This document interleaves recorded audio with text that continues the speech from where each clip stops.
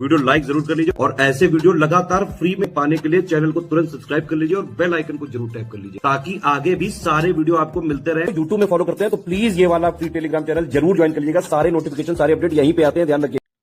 Hello everyone, welcome to ROARO by study for civil services. Myself Alka Pandey. तो दोस्तों, हम पढ़ रहे हैं भारत का भूगोल और आज हम देखेंगे विषुवत रेखा यानी भूमध्य रेखा के बारे में। तो देखिए, जो अक्षांश है वो समानांतर पूर्व पश्चिम दिशा में एक दूसरे के समानांतर खींचे जाते हैं और उत्तरी ध्रुव और दक्षिणी ध्रुव के मध्य, ठीक है, उत्तरी ध्रुव और दक्षिणी ध्रुव के मध्य यानी दोनों ध्रुवों से समान दूरी पर खींची गई काल्पनिक रेखा जो है वो कहलाती है विषुवत वृत्त, विषुवत रेखा या भूमध्य रेखा। तो जो ये भूमध्य रेखा है ये क्या करती है, ये ग्लोब को यानी ये जो पृथ्वी है इसको लगभग 2 बराबर भागों में बांटती है और ये सभी अक्षांश समानांतरों से बड़ा होता है। ठीक है, ये वाला जो समानांतर है ऊपर की तरफ और जाने वाले इन सभी अक्षांश समानांतरों से बड़ा होता है, इसलिए इसको वृहत वृत्त भी कहते हैं यानी बड़ा वृत्त। जो विषुवत रेखीय वृत्त होता है उसको वृहत वृत्त भी कहते हैं क्योंकि सारे अक्षांश समानांतरों में सबसे बड़ा होता है। यहीं अगर इसकी बात करें तो जो विषुवत रेखा होती है वो ध्रुवों की ओर जाने पर अक्षांश समानांतरों की लंबाई उत्तरोत्तर घटती जाती है विषुवत रेखा से। यानी इसके ऊपर अगर हम जाएंगे या फिर इसके नीचे हम जाएंगे ध्रुवों की तरफ, कहीं पर भी उत्तरी ध्रुव की ओर या फिर दक्षिणी ध्रुव की ओर, जो अक्षांश समानांतर हैं उसकी लंबाई जो है वो घटती जाती है। अगर बात करें वार्षिक तापांतर की बात करें तो ये जो तापांतर होता है ये विषुवत रेखा यानी भूमध्य रेखा पर सबसे कम पाया जाता है। यानी वर्ष भर सूर्य की किरणें लंबवत पड़ने से उच्च एवं निम्न तापमान में ज़्यादा अंतर नहीं पाया जाता और यहाँ पर कोई शीत ऋतु नहीं होती है। ठीक है, क्या होता है कि जो भूमध्य रेखा विषुवत रेखा है यहाँ पर जो सूर्य की किरणें हैं वो वर्ष भर लंबवत पड़ती हैं, इस वजह से यहाँ पे उच्च तापमान और निम्न तापमान में कोई खासा अंतर नहीं पाया जाता है। इसीलिए भूमध्य और विषुवत रेखा पर वार्षिक तापांतर सबसे कम पाया जाता है। ठीक है, ये हमने देख लिया विषुवत रेखा भूमध्य रेखा पर। अब इसके बारे में अब देखते हैं कि इस पर से कौन कौन से देश होकर के गुजरते हैं। बार बार एग्ज़ाम में पूछा जाता है, आपका PCS का एग्ज़ाम हो या फिर आपका वनडे एग्ज़ाम हो CGL वगैरह लाइक, या फिर आपका पेट का एग्ज़ाम हो, हमेशा कितने देश होकर गुजरते हैं और कौन कौन से देश होकर गुजरते हैं बहुत बार पूछा गया है। तो जो आपकी इक्वेटर लाइन है यानी जो विषुवत रेखा है, ठीक है, इससे गुजरते हैं कुल 13 देश। अब उनका नाम देख लीजिए, कुल 13 देशों से होकर गुजरती है। फिर है, सबसे पहले है इसमें Brazil, Ecuador, Colombia, Sao Tome Principe, Congo गणराज्य, युगांडा, सोमालिया, गैबन, कांगो लोकतांत्रिक गणराज्य, कीनिया, इंडोनेशिया, मालदीव और किरीबाती। इनका नाम जरूर याद रखिएगा। ये 13 स्थल और जल पर जो देश हैं यहाँ से विषुवत रेखा यानी इक्वेटर लाइन होकर के गुजरती है। ठीक है, अगर देखिए भूमध्य रेखा जो है, ये भूमध्य रेखा, कर्क रेखा और मकर रेखा, भूमध्य रेखा है ये 23.5, इधर कर्क, मकर रेखा, ये जो तीनों हैं ये अफ्रीका महाद्वीप से होकर के गुजरती है। ठीक है, जो अफ्रीका महाद्वीप है वहाँ से भूमध्य रेखा, कर्क रेखा और मकर रेखा तीनों गुजरते हैं। आगे उसके बारे में भी देख लेंगे, कर्क रेखा और मकर रेखा के भी बारे में। और जो दक्षिणी अमेरिका महाद्वीप है यहाँ से भूमध्य रेखा और मकर रेखा गुजरती है। ठीक है, तो अभी हमने क्या देखा कि जो इक्वेटर लाइन है विषुवत रेखा है ये कुल 13 देशों से होकर गुजरती है और ये 13 देशों के नाम। ठीक है, अब अगला आता है कर्क रेखा और मकर रेखा। तो देखिए, उत्तरी गोलार्ध में जो 23.5 डिग्री यानी 23 डिग्री आधे 1/2 मिनट जो उत्तरी अक्षांश रेखा को कर्क रेखा कहा जाता है, ट्रॉपिक ऑफ कैंसर कहा जाता है। ठीक है, उत्तरी अक्षांश में जो है, जैसे ये हमारा ग्लोब है, बीच में होगी आपकी भूमध्य रेखा उत्तर की तरफ। ठीक है, उत्तरी अक्षांश में जो है 23.5 डिग्री, ठीक है, इसको बोलते हैं ट्रॉपिक ऑफ कैंसर। और वहीं आपके दक्षिणी गोलार्ध में क्या होता है, मकर रेखा होती है। ठीक है, इसको डिलीट करते हैं। तो पृथ्वी का जो अक्षीय झुकाव है यानी एक्सियल इंक्लाइनेशन और जो परिक्रमण गति है, इसके कारण क्या होता है कि पृथ्वी के गोलार्ध में 23.5 डिग्री उत्तरी अक्षांश पर स्थित कर्क रेखा 21 मार्च से सूर्य की ओर उन्मुख होना प्रारंभ करती है और फिर पूरे 3 माह बाद 21 जून को कर्क रेखा जो है वो सूर्य के ठीक सामने होती है। तो इसलिए क्या होता है कि इस तिथि को जो सूर्य है वो कर्क रेखा पर लंबवत चमकता है और इसलिए 21 जून की इस तिथि को कर्क संक्रांति या ग्रीष्म अयनांत कहते हैं। तो ये समझ में आ गया होगा क्या कि कर्क रेखा पर 21 जून को क्या होता है कि जो कर्क रेखा होती है वो सूर्य के सीधा लंबवत पड़ती है। इसके लिए रिस्पॉन्सिबल फैक्टर हैं पृथ्वी का अक्षीय झुकाव और पृथ्वी की परिक्रमण गति। तो जब सूर्य के ठीक सामने 21 जून को पड़ते हैं तो ये स्थिति जो है ये कर्क संक्रांति या फिर ग्रीष्म अयनांत कहलाती है। ठीक है, आगे देखते हैं जो कर्क रेखा विश्व के जिन देशों से होकर गुजरती है वो कौन कौन से हैं।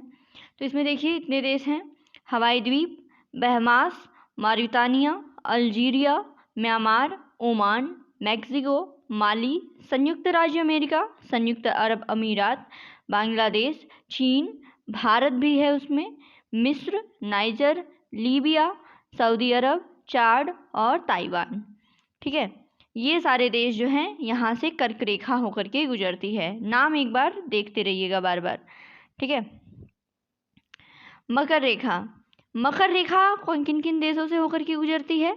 ये है Brazil, Paraguay, Argentina, Chile, French Polynesia, France, Botswana, Australia, Madagascar, Mozambique, दक्षिण अफ्रीका, टोंगा और नामीबिया। ठीक है, तो अभी क्या बताया था पिछली स्लाइड में? दक्षिण अफ्रीका। दक्षिण अफ्रीका ऐसा देश है जहाँ से आपका इक्वेटर भी, आपकी भूमध्य रेखा, आपका कर्क रेखा और मकर रेखा, ठीक है, तीनों होकर के गुजरते हैं। ठीक है, कर्क रेखा और मकर रेखा और इक्वेटर तीनों के दक्षिण अफ्रीका से होकर के गुजरते हैं। ठीक है, तो ये हमने देख लिया तीनों काल्पनिक रेखाओं के बारे में। अब आता है आपका दिन और रात। दिन और रात के पीछे अगर कॉन्सेप्ट पढ़ें तो देखिए पृथ्वी जो है वो सौर मंडल में 2 प्रकार से गति करती है। ठीक है, एक तो पृथ्वी का होता है घूर्णन गति यानी रोटेशन और दूसरा है पृथ्वी का परिक्रमण यानी रिवॉल्यूशन। तो जो घूर्णन है, घूर्णन गति, इसको दैनिक गति भी कहते हैं और जो परिक्रमण है इसको वार्षिक गति भी कहते हैं। तो पृथ्वी जो है वो अपने अक्ष पर पश्चिम से पूर्व की दिशा में घूमती रहती है जिसको पृथ्वी का घूर्णन कहा जाता है। ठीक है, और ये जो है ये अपने अक्ष पर 23.5 डिग्री जो है वो झुकी हुई है। इसलिए क्या होता है कि सदैव दिन और रात जो है वो बराबर नहीं होता है। विषुवत रेखा पर सदैव दिन रात बराबर होता है क्योंकि इसे प्रकाश वृत्त हमेशा 2 बराबर भागों में बांटता है। अगर बात करें 21 मार्च से लेकर के 23 सितंबर की जो अवधि है, ये उत्तरी गोलार्ध में सूर्य का प्रकाश 12 घंटे या अधिक समय तक प्राप्त करता है, अतः यहाँ दिन बड़े और रातें छोटी होती हैं। फिर उसी प्रकार फिर धीरे धीरे जैसे उत्तरी ध्रुव की ओर आप बढ़ते जाएंगे, दिन की अवधि भी बढ़ती जाएगी। ठीक है, और उत्तरी ध्रुव पर आते हुए आकर के दिन की अवधि जो है वो 6 महीने की होती है। ठीक है, फिर वहीं अब उल्टा अगर बात करें 23 सितंबर से लेकर के 21 मार्च, तो इसमें क्या है कि सूर्य का प्रकाश जो है वो दक्षिणी गोलार्ध में फिर 12 घंटे या अधिक समय तक प्राप्त होता है। तो इसमें क्या है कि इसमें जैसे जैसे आप दक्षिण ध्रुव की ओर बढ़ेंगे तो दिन की अवधि बढ़ती जाएगी। इसी कारण से दक्षिण ध्रुव पर जो है वो दिन 6 महीने का हो जाता है।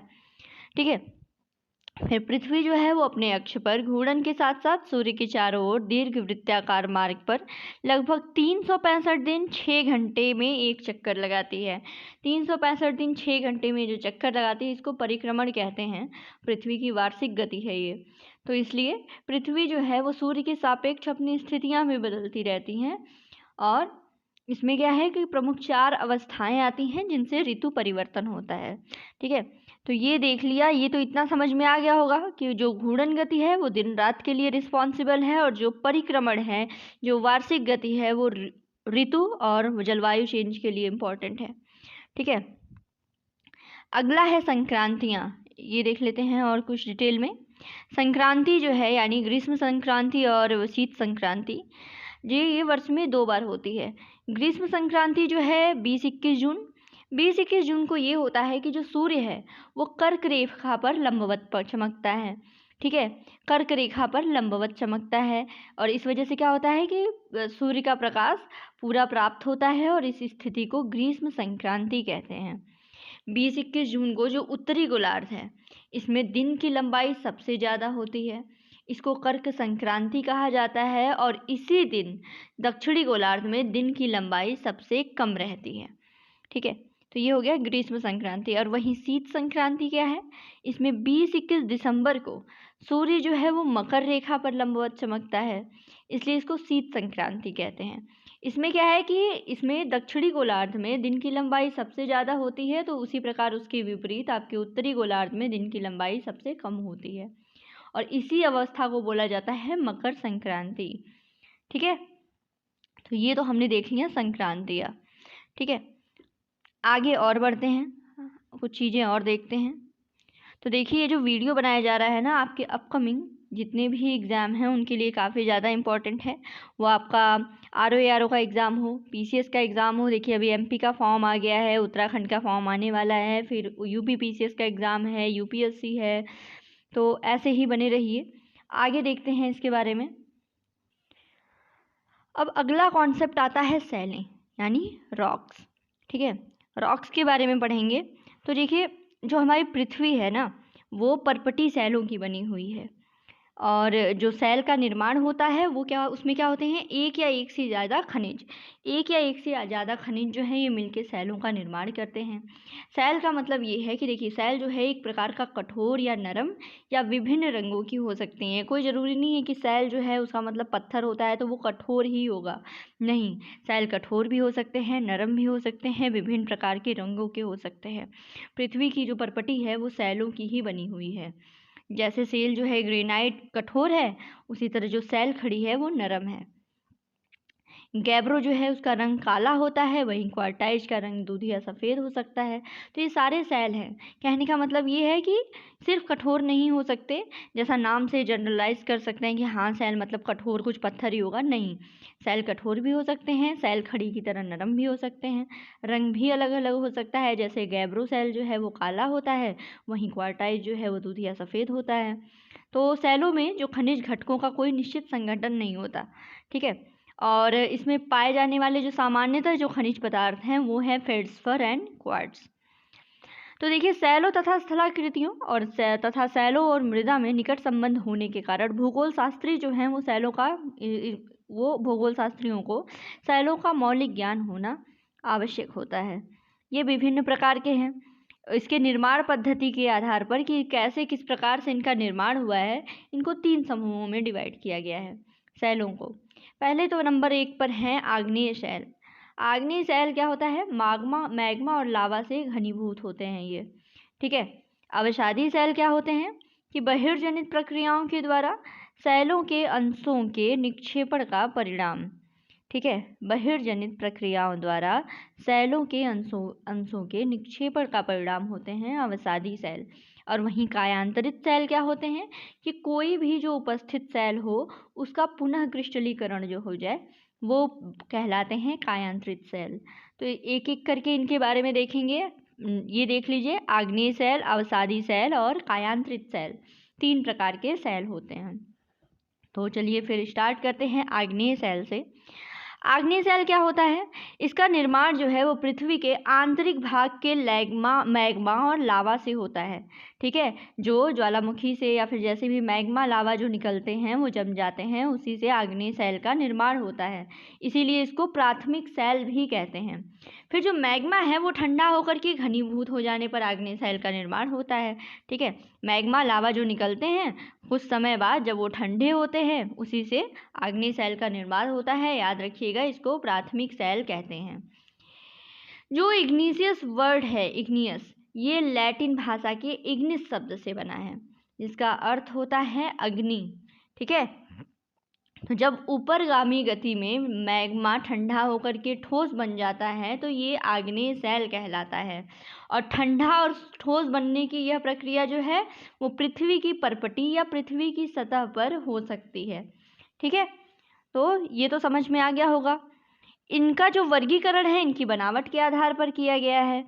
इसकी बनावट इसके कणों के आकार, व्यवस्था अथवा पदार्थ की भौतिक अवस्था पर निर्भर करती है। ठीक है, पिघले हुए पदार्थ जैसे गहराई तक जो ठंडे होते जाते हैं तो खनिज के कण पर्याप्त बड़े आकार के होते हैं, बड़े हो सकते हैं। सतह पर जो है ये शीतलता के कारण छोटे और चिकने कण बनते हैं। ठीक है, तो जिस प्रकार का मतलब इनके कणों का आकार है या फिर जो व्यवस्था है, पदार्थ की जो भौतिक अवस्था है, इसके आधार पर आग्नेय शैलों का वर्गीकरण किया गया है। वहीं मैग्मा अगर गहराई में जम रहा है तो ऑब्वियस है कि खनिज जो है उनका आकार जो है बड़ा बड़ा होगा। पृथ्वी की सतह पर पिघल करके फिर से ठंडा हो रहा है तो ऑब्वियस है वो चिकना होगा, महीन होगा, तो कणों का आकार भी छोटा होगा। इसी प्रकार उनको वर्गीकृत किया गया है। शीतलता की मध्यम परिस्थितियां होने पर आग्नेय शैल को बनाने वाले कण मध्यम आकार के हो सकते हैं।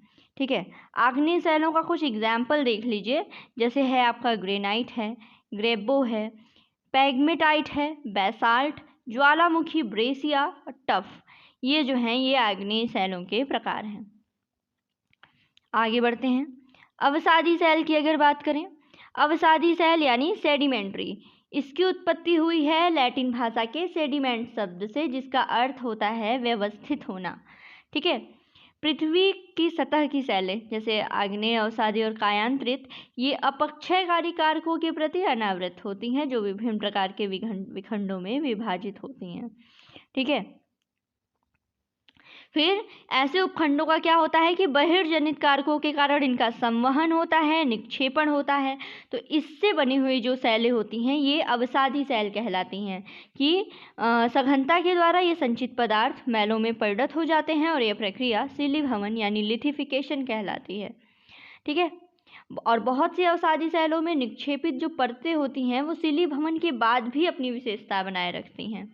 ठीक है, और जैसे आपका बालकास्म हुआ शैल जैसी अवसादी शैलों में विभिन्न सांद्रता वाली अनेक सतहें होती हैं। तो इसमें सिर्फ यही याद रखिएगा कि जैसे कुछ मतलब जो शैलें हैं वो बहिर्जनित कारकों के द्वारा संवहन और इसमें निक्षेपण होता है। इस प्रकार से आपके अवसादी शैलों का निर्माण होता है।